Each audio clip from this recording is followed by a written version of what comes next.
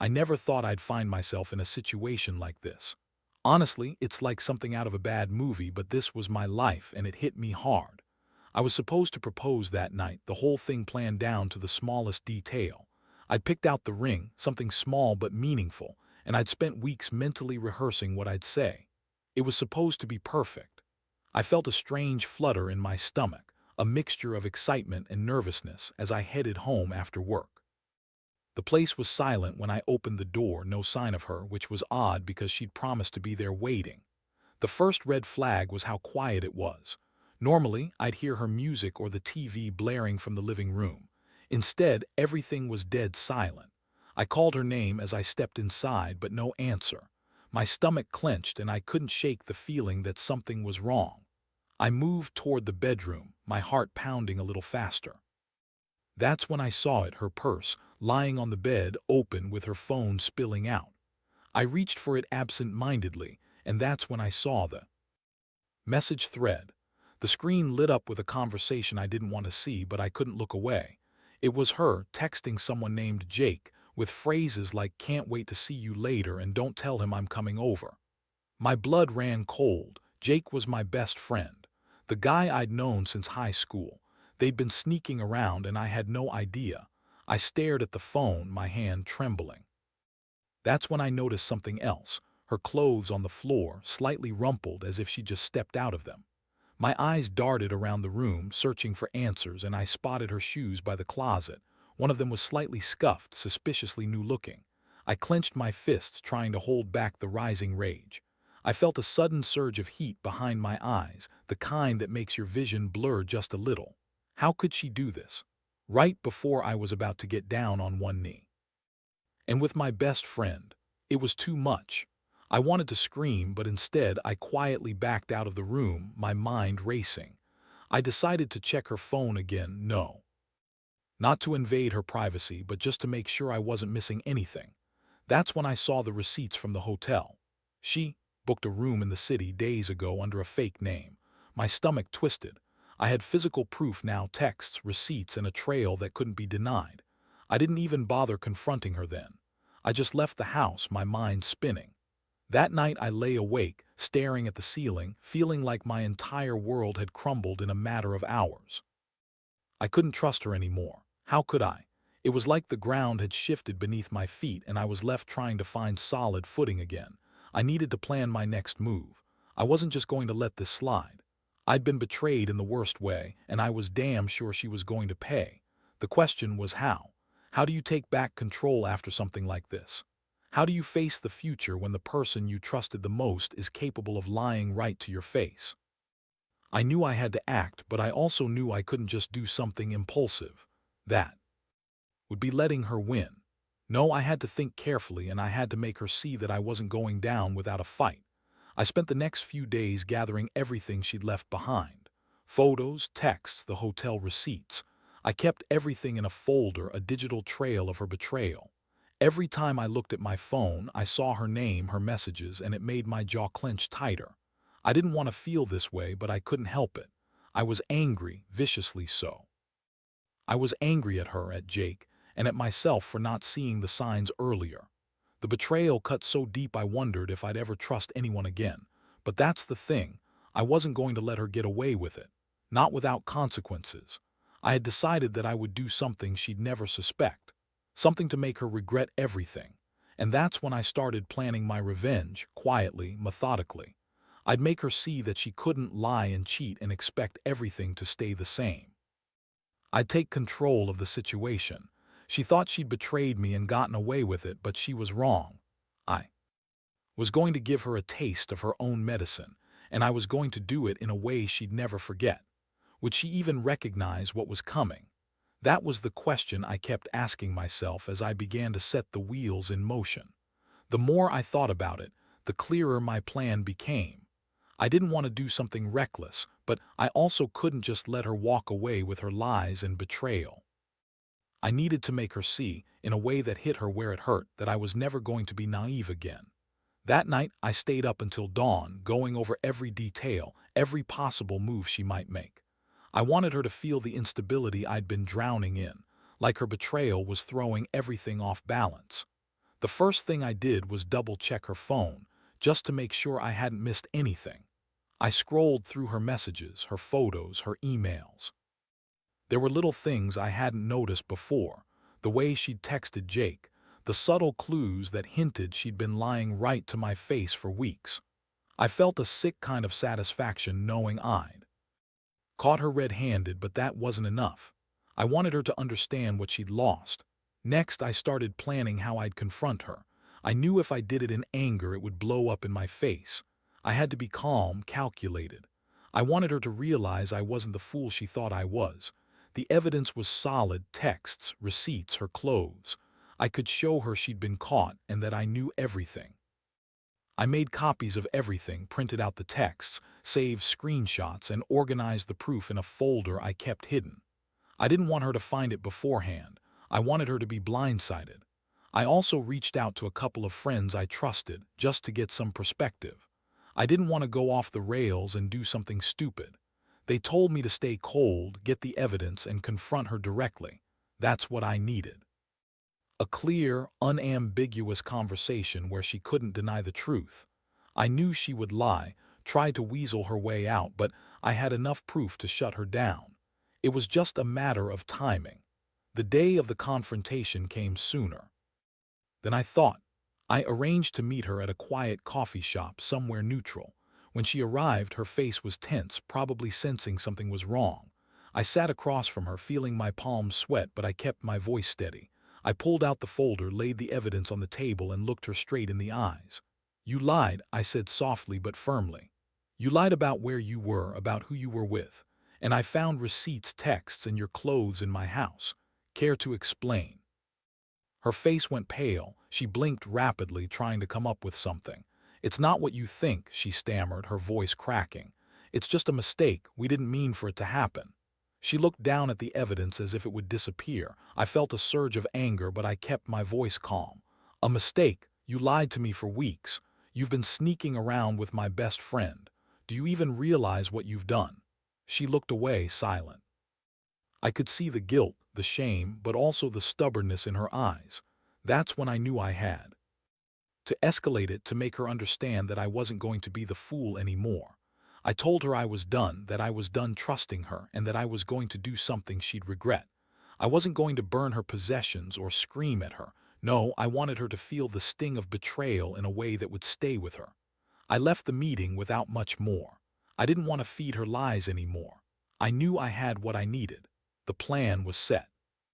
I was going to return her clothes, her jewelry, everything I'd kept as evidence, and I was going to hand her a final letter, one that spelled out exactly what she'd done and what I was about to do. I wanted her to see the tangible proof I had, and I wanted her to understand that she'd crossed a line. Walking away from that confrontation, my stomach felt jittery, but I also felt a strange sense of clarity. This was it, the beginning of the end. She'd betrayed me, yes, but I wasn't going to go quietly. I'd make sure she knew how much she'd lost. I didn't know if she'd ever truly regret what she did, but I was done being the fool.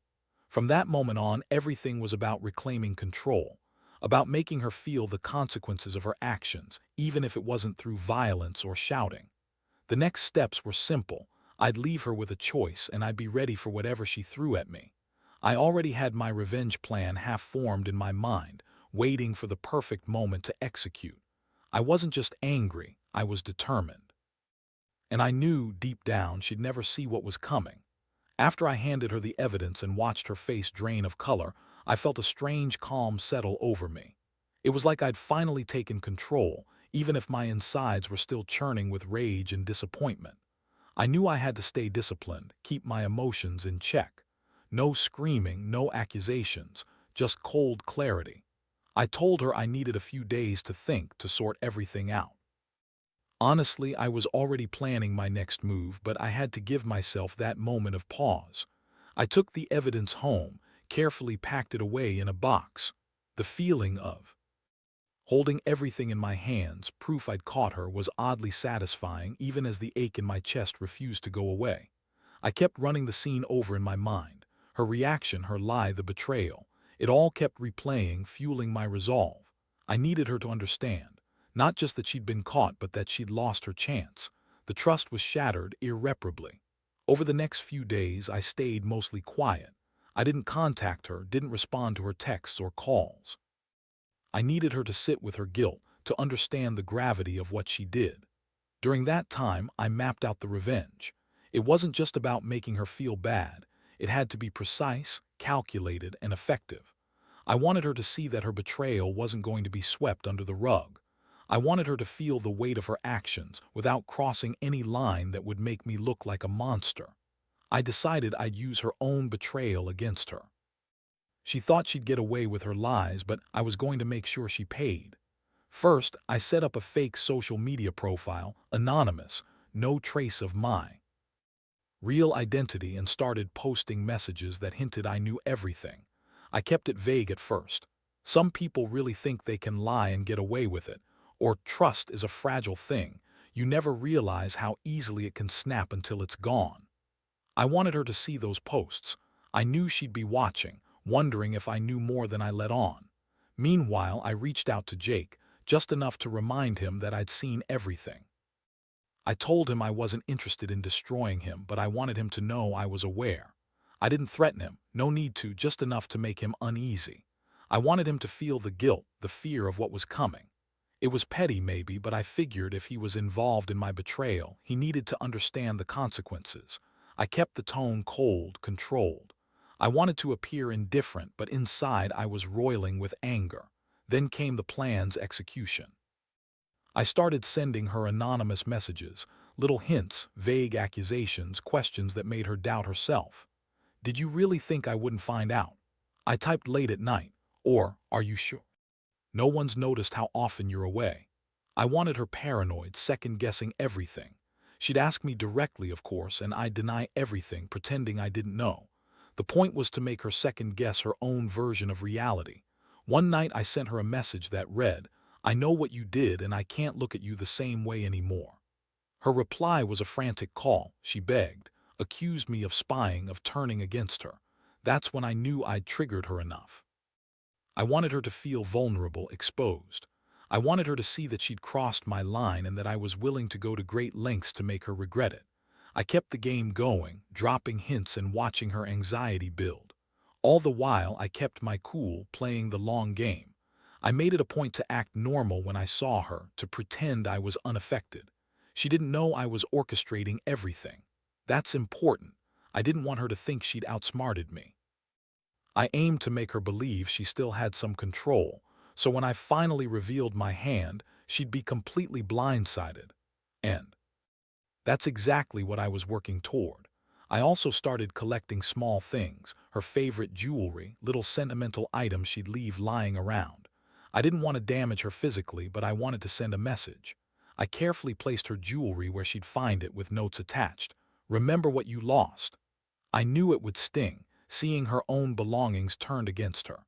I was building a psychological cage for her, one she wouldn't see coming until it was too late. The hardest part, keeping my own fury in check. Every time I saw her, I felt my pulse race, my fists clench. I wanted to shake her, scream at her, make her realize the pain she'd caused. But I had to be patient, calculating. That was the only way she'd truly understand. I kept reminding myself that this wasn't just about revenge. It was about reclaiming my dignity, about making her see that her betrayal had consequences. Soon, I'd reveal everything to her. The evidence, the hints, the truth that I'd been planting all along. I wanted her to feel the full weight of her actions. I wasn't just going to walk away. No, I was going to make sure she remembered this day forever, and I'd be waiting, ready to watch her fall. Would she finally realize what she lost? Or would she keep denying, keep lying? The game was just beginning. A few days after I started the secret game, I could see the cracks forming. She was more anxious, snapping at small things, checking her phone constantly. I knew I'd gotten under her skin, and that was exactly what I wanted. It was like watching a predator corner its prey, satisfying, but also a little terrifying how easy it was to manipulate her now that she was on edge. I stayed quiet most of the time, letting her stew in her paranoia. I wanted her to feel like she was losing control, not knowing when or how I'd strike next. That evening, I sat in my apartment, sipping coffee that was almost cold. I had the evidence folder on my lap, proof I'd been collecting all along, the kind that would shatter her world when I finally revealed everything. I felt a strange mix of adrenaline and calm. I'd planned this so meticulously, I was almost proud of how cold I'd become. I knew the moment I confronted her, everything would come crashing down. She'd be exposed, vulnerable, and there'd be no way to hide from it. I stared at my phone, watching her number blink with a new message alert. She sent a text, small but loaded. "Can we talk, please?" I didn't respond immediately. I wanted her to wait, to wonder if I was going to let her off the hook or not. The waiting made her more anxious, more desperate. That was the goal, to make her feel like she was losing her grip on everything. Finally, I texted back, "Fine, come over." I didn't specify what for. I wanted her to come into my trap, to walk right into the controlled chaos I'd built. I sat back, feeling the weight of my plan settle around me. I was ready. I knew how this was going to go. When she arrived, she looked different, nervous, eyes darting around like she expected something. She sat across from me, clutching her purse tightly. I took a deep breath, steadying myself. "You wanted to talk," I said calmly. "I think you know why I called you here." Her lips trembled, but she nodded. "I just want to be honest," she said softly. "I messed up. I want to fix this." I nodded, keeping my tone even. "Good, because I have something to show you." I pulled out the folder slowly, deliberately, and slid it across the table. Her eyes widened as she saw the images, the receipts, the texts, everything. She stared at the evidence, her face pale. I watched her, feeling the adrenaline spike again. This was the moment I'd been waiting for. "You lied," I said, voice low but firm. "You lied about your whereabouts with Jake right here in my house, saying you were at work. And I found proof you thought I'd never see. Do you want to tell me what's really going on?" Her mouth opened, then closed. She looked down, avoiding my eyes. I pressed on. "You're not going to get out of this with some quick excuse. You betrayed me right before I was supposed to propose. Do you even understand what you've done?" Her fists clenched, tears in her eyes. She finally looked up, voice trembling. "I never meant to hurt you. It was a mistake. I didn't want to lose you." Her voice sounded pitiful, but I wasn't buying it. Not anymore. I wanted to see her vulnerable, see her realize that she'd lost everything she thought she had. I leaned forward. "You think I'm just going to forgive this, after everything? No, you're going to learn that betrayal has consequences. This isn't just about me being hurt. It's about making you feel the pain you caused." I paused, watching her flinch. "You're not going to keep playing your games. I've got all the evidence I need, and I'm done pretending I don't see what you are." Her sobs finally broke free, and I felt a strange satisfaction. I didn't want her to cry. I wanted her to understand, to see how deeply she'd hurt me. But I also knew I needed to leave her with a clear message. I reached into my bag, pulling out a small envelope. Inside was the final note I'd prepared, carefully worded, cold but precise. "This is the end for us," I said, voice steady. "You made your choice. Now I'm making mine." I pushed the envelope across the table. "Read it when you get home, and think long and hard about what you've lost." Her eyes met mine, full of regret, shame, and something else I couldn't quite read. I got up, grabbing her keys from the table. "Here," I said, handing them to her. "Take your things. You're not welcome here anymore." I watched her stumble to her feet, clutching the keys as if they were a lifeline. As she left, I felt a strange emptiness, but also a sense of closure. I'd done what I set out to do. She'd know I was serious. I'd shown her that betrayal comes with a price, and I wasn't going to be the one paying it anymore. I closed the door behind her, locking it. Now all that was left was to watch her realize she'd lost everything, and to finally start rebuilding myself. The fallout, it was immediate. She bombarded me with messages, begging, apologizing, promising to change. But I didn't respond. I wanted her to see that actions have consequences, that trust isn't something you can take for granted. I knew deep down I'd never trust her again, and that was the point. No second chances, no more lies, just the quiet certainty that I'd finally taken my power back. The silence after she left was deafening. I sat alone in the apartment, trying to catch my breath, but feeling more alive than I had in weeks. All that planning, all that restraint, I finally felt like I had reclaimed some sense of control. The evidence was gone from my hands, but the emotional weight of her betrayal still lingered. I kept staring at the door she just walked out of, wondering if she truly understood what she'd lost. I didn't reach out to her that night. Instead, I just sat there, replaying every moment, her lies, her tears, her trembling voice. I didn't want to give her the satisfaction of a response. I knew she'd flood my phone with messages, begging for forgiveness or trying to explain herself. But I had made my decision. The trust was shattered, broken beyond repair. She had chosen her side, and I had to live with the consequences. The next morning, I woke up feeling strangely lighter, yet hollow. I knew I needed to do some serious reflecting, but I also realized I'd been holding on to her in some way, hoping for a different outcome, clinging to the idea that maybe she'd change. Now, I saw clearly. She'd betrayed me in the worst way, and I couldn't fix that. The only thing I could do was move forward, starting with removing every reminder of her from my life. I started by packing up her belongings. Her jewelry, clothes, the little things she'd left behind, all gone. I handed over her keys to the landlord, made it clear she wasn't coming back. In the days that followed, I focused on myself. It was difficult. There were moments I'd catch myself reaching for my phone, then remembering she was gone. I kept asking myself, how could she do this? How could she betray me and still expect everything to stay the same? That question haunted me, but at the same time it pushed me to rebuild, to find my footing again. I began going out more, reconnecting with friends, working out, trying to clear my head. But beneath all that, I was angry, furious that I'd been blind, that I trusted her so blindly. People kept asking if I was okay, and I'd answer honestly, no, I'm not, but I will be. I wanted her to see that she hadn't broken me, just temporarily knocked me down. And now I was getting up stronger. I kept visualizing the moment I'd finally close this chapter of my life. I was going to cut the last ties, the ones that kept her haunting me. I realized that the only way to truly move on was to let go of what was gone, her, the betrayal, the broken trust, and focus on building myself back up. One evening, I made a decision. I'd had enough of the mess, enough of the pain. I went to the bank, pulled out the last of the savings I'd set aside for our future, and then I went to an apartment complex nearby. I signed the papers for a new place, something small but mine. I wanted a fresh start, away from the ghosts of what had been. I handed over the keys to the old apartment, feeling a strange sense of finality. The moment I walked into my new place, I felt a trace of relief. It wasn't much, but it was mine. I flipped on the lights, took a deep breath, and looked around at the empty space. No more reminders of her, no more lies, just me and the quiet promise of a new beginning. I knew this was what I needed, to leave everything behind, to start over. People say time heals, but I think it's what you do with that time that matters. I chose to face the grief, the anger, and the betrayal head on. I refused to let her define me. I told myself I was better than that, that I deserved someone who wouldn't lie, cheat, or hurt me in the worst ways. I logged off social media, blocked her number, and made a silent vow.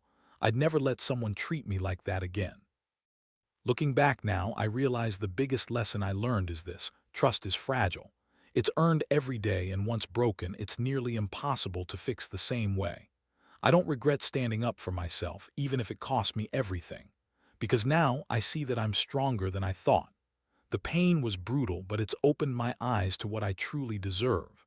And so I'm moving forward piece by piece, rebuilding what I thought was lost. It's not easy, and I still have moments when I catch myself second-guessing, but I remind myself, I am enough. I don't need to chase after someone who would betray me so deeply. I just need to keep going, one step at a time. Now, sitting in this new apartment, I can finally breathe a little easier. The nights are quieter, the silence not so deafening anymore. It's strange how much a change of scenery can do, how just physically removing myself from the chaos can bring a sense of clarity I didn't think I'd find. I've had time to reflect on everything that happened, and honestly, I think I've learned more about myself in these last few weeks than I did in years of pretending everything was fine. I look back at that moment when I found her in my bed, her and Jake, caught in the act, and I realize how much that moment changed me. Not just for what it revealed, but for how it forced me to face the reality that I'd been blind, trusting her blindly, hoping for the best even when signs were right in front of me. The betrayal stung so badly I honestly wondered if I'd ever recover, but I did. I had to, because I knew deep down that I deserved better, that I was worth more than someone who would cheat and lie. The revenge, as cold and calculated as it was, served its purpose. It wasn't about revenge for revenge's sake. It was about reclaiming my power, about showing her that she couldn't betray me and expect to walk away unscathed. I needed her to see that her actions had consequences, and that I wasn't going to be the one paying the price. I wanted her to understand that trust isn't something you can take lightly, and once broken, it's nearly impossible to repair. Looking at things now, I realized that the biggest thing I gained wasn't just closure or revenge. Those things faded with time. The real prize was the realization that I can be strong on my own, that I don't need someone who would hurt me so badly to feel complete. I learned to value myself again, to see my worth beyond the lies and the betrayal. That's what I want anyone reading this to understand. No matter how much someone hurts you, you have the power to rebuild. You can decide your own worth, your own happiness. Of course, I can't say that I don't feel pain sometimes. Those memories still creep in. But instead of letting them drown me, I acknowledge them, then push forward. Life isn't about avoiding pain. It's about learning how to carry it, how to turn it into something stronger. I've started dating again cautiously, but I've also learned to listen to my gut. If someone shows signs of deception or disrespect, I walk away. My trust isn't something I give away lightly anymore. It's earned and it's fragile. I protect it fiercely now. To anyone out there dealing with betrayal, I have one piece of advice. Take control of your narrative. Don't let anyone make you feel small or unworthy because they're unfaithful or dishonest. Gather your evidence, confront what you need to confront, but most importantly, don't stay stuck in the past. Reclaim your life. Rebuild your confidence. Because at the end of the day, the only person who can truly heal you is yourself. I know I'll never forget what happened, but I also know I don't have to carry it like a burden forever. It's a chapter, not the whole story. And I've closed that chapter with my head held high. I handed over the keys, I signed the papers, and I moved on, literally and emotionally. The pain was real, but so was the strength I discovered within me. It's been a brutal lesson, but a necessary one. So if you're reading this and you're going through something similar, remember, you are not alone. You are not weak. And most importantly, you are worthy of love and honesty. Trust is earned, yes, but it's also fragile. Protect it. Cherish yourself. And never let anyone make you doubt your worth. Because in the end, the only person you need to trust is yourself.